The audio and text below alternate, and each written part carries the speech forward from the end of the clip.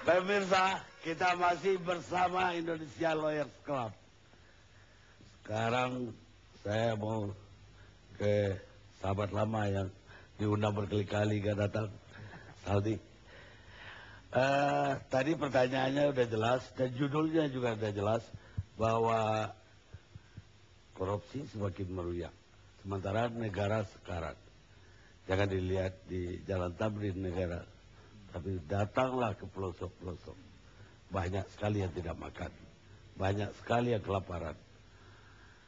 Tepat tidak judul yang kita bawakan malam ini?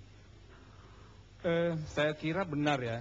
Jadi kalau judul hari ini mengatakan korupsi meruyak negeri sekarat, saya kira sudah lama negeri ini mau hendak dibenamkan oleh perilaku para koruptor.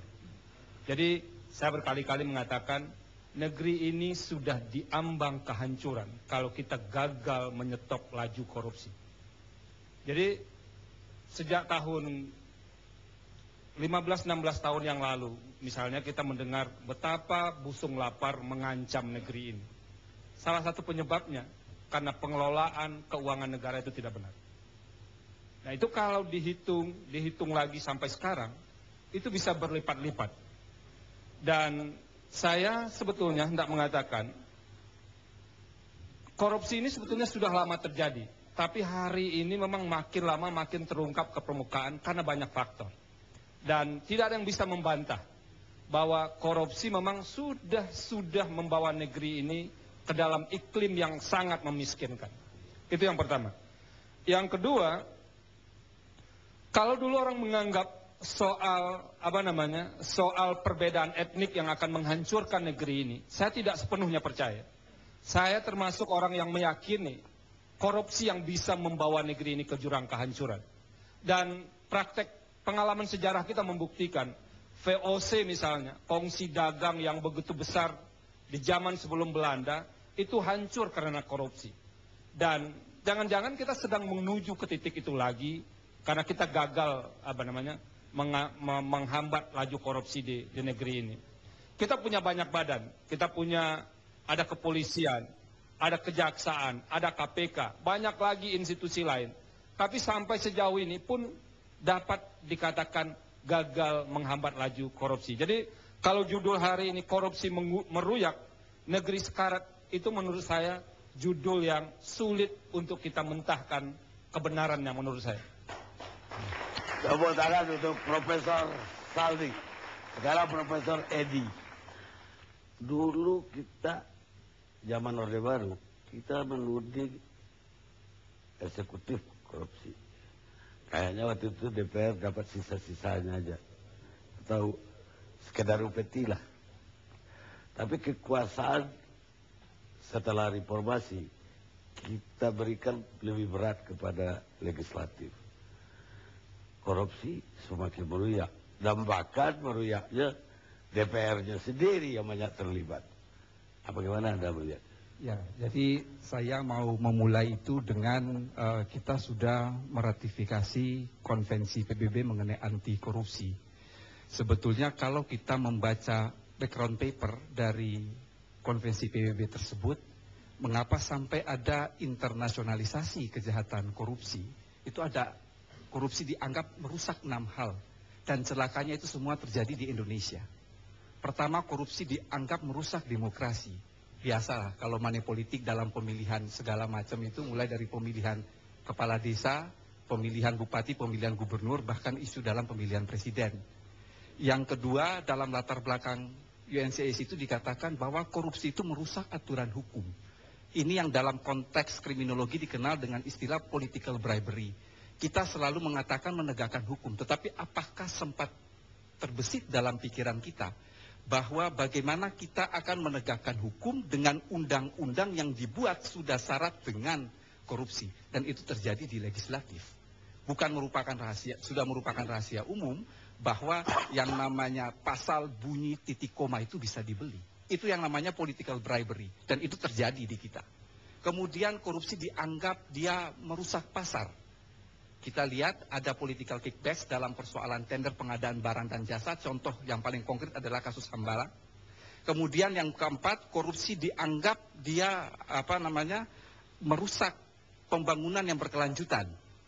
Di sini khusus terjadi pada korupsi di sektor sumber daya alam. Itu pun terjadi di negara kita. Yang kelima, korupsi dianggap dia merusak quality of life. Jadi kalau uang yang dikorup itu tentunya bisa digunakan untuk kesejahteraan, memperbaiki dunia pendidikan dan kesehatan.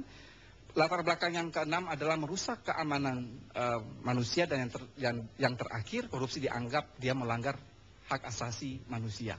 Bahkan saya katakan bahwa ini tinggal menunggu waktu saja, karena sekarang ini Perserikatan Bangsa-Bangsa sedang membahas dua kejahatan internasional yang akan dimasukkan menjadi yurisdiksi Mahkamah Pidana Internasional, yaitu narkotika dan korupsi. Dan celakanya memang negara kita menjadi sorotan untuk dua kejahatan yang akan dimasukkan. Itu dua-duanya? Iya. Mana yang lebih bahaya? Dua-duanya sama bahaya. Sama bahaya. Benarlah Karl Kraus, seorang wartawan Austria 1874 sampai 1936. Korupsi itu lebih berbahaya dari prostitusi. Prostitusi hanya merusak moral individu, tapi prostitusi merusak moral.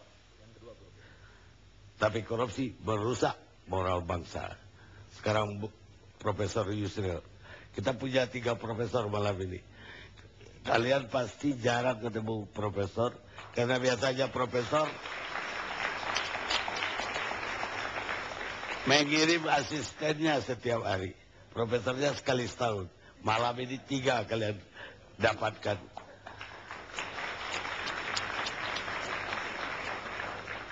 Ada benteng terakhir, Bung Yusril, untuk semua kekalutan ini, yaitu yudikatif. Dialah ultimum remedium. Dialah benteng terakhir dari hukum, yang artinya benteng terakhir bangsa ini. Tapi di tahun ini saja, berapa banyak kasus yang melibatkan hakim. Bahkan yang lebih memiriskan, tidak hanya korupsi, tidak hanya membebaskan narkoba, tapi juga terlibat dengan narkoba. Terlibat perbuatan lain yang juga tidak senonoh, dan macam-macam. Apa yang Anda lihat sekarang? Yang terlihat adalah krisis yang luar biasa. Tapi persoalan yang kemudian harus kita sikapi bersama. Seperti Karl Marx mengatakan, banyak filosof menafsirkan dunia, tapi sedikit filosof berusaha untuk mengubahnya. Kita sudah terangkan banyak kasus-kasus korupsi, bahayanya, dan lain-lain sebagainya. Tapi persoalan yang paling fundamental bagi bangsa ini adalah bagaimana kita membangun kehidupan bangsa dan negara kita ke depan yang mampu menangkal, mencegah terjadinya korupsi itu. Saya kira ini adalah persoalan sistem. Awal-awal kemerdekaan kita yang paling penting merdeka, bangun nation building, character building, tapi kita belum sungguh-sungguh membangun sebuah sistem bernegara yang kuat. Kalau ditanya kepada saya, manakah yang lebih penting, sistem ataukah moral individu? Saya menjawab, dua-duanya penting. Tapi moral individu adalah tugas orang tua, pendidik, agamawan. Tugas negara adalah membangun sistem. Negara tidak perlu terlalu campur mendalam persoalan-persoalan individu. Tapi membangun sistem adalah tugas negara. Bagaimana negara ini membangun sebuah sistem yang mampu menangkal dan mencegah korupsi terhadap 6 poin yang tadi dikatakan Profesor Edi. Korupsi politik, kita mau berantas. Tapi kita menciptakan sistem yang membuka peluang terjadinya korupsi secara besar-besaran. Pilkada misalnya. Tahun ini, Bung Karni, ada 177 pilkada. Tahun 2013 ini. Di seluruh tanah air. Apa yang akan terjadi? Dengan model pilkada-pilkada sekarang ini, sangat rentan terhadap korupsi. Kita anti korupsi, tapi kita ciptakan sistem yang membuka peluang terjadinya korupsi secara besar-besaran. Selama sistem tidak dibenahi oleh negara, selama itu korupsi tidak dapat kita habisi. Persoalannya sekarang, mau kita membangun sistem yang kuat itu. Saya kira negara-negara lain kita dapat banyak pelajar. Singapura atau Jerman misalnya, Jepang, sedikit orang melakukan korupsi. Apakah moral pribadi mereka yang baik? Saya kira rata-rata moral manusia itu sama aja. Tapi sistem yang diciptakan di negara itu membuat orang yang berniat untuk korupsi tidak dapat mewujudkannya. Ini interpretasi paling modern tentang hukum Islam. Hukum Islam klasik mengatakan kalau orang mencuri dipotong tangannya. Tapi di interpretasi paling modern mengatakan bukan dipotong secara fisik harfiah, tapi sistem yang dibangun negara itu seakan-akan memotong tangan orang untuk tidak dapat melakukan Sistem korupsi. ini kita bikin di alam reformasi. Apakah gagal reformasinya atau gagal pelaku-pelakunya atau reformisnya? Sistem yang kita buat itu memang sudah mendekati kegagalan. Harus kita akui bahwa lebih 10 tahun kita reformasi, kita terlalu banyak menciptakan aturan-aturan, membuat sistem-sistem baru yang bersifat uji coba, yang pada akhirnya bukan saja membuka peluang terjadinya korupsi, tapi juga kolusi, tapi juga nepotisme. Dulu kan kita bicara 3 hal ini, Pak Karni. Zaman Pak Habibie muncul undang-undang. Pemerintah yang bersih, berwibawa, bebas KKN. Sekarang hampir tidak ada orang bicara nepotisme, bicara kolusi. Hanya korupsi. Sekitar kita di partai politik, nepotisme luar biasa. Bapak jadi bupati, istri besok jadi bupati, bapak jadi gubernur, anak jadi bupati. Luar biasa. Mengapa kita jadi Atau keponakan jadi wali kota di satu wilayah yang itu sama. dia. Kalau sudah ini terjadi, 3 hal ini 3 serangkai yang kita lawan awal kita reformasi dulu. Tapi sekarang ini sudah merajalela di mana-mana. Jadi saya pikir memang korupsi bisa menghancurkan bangsa ini.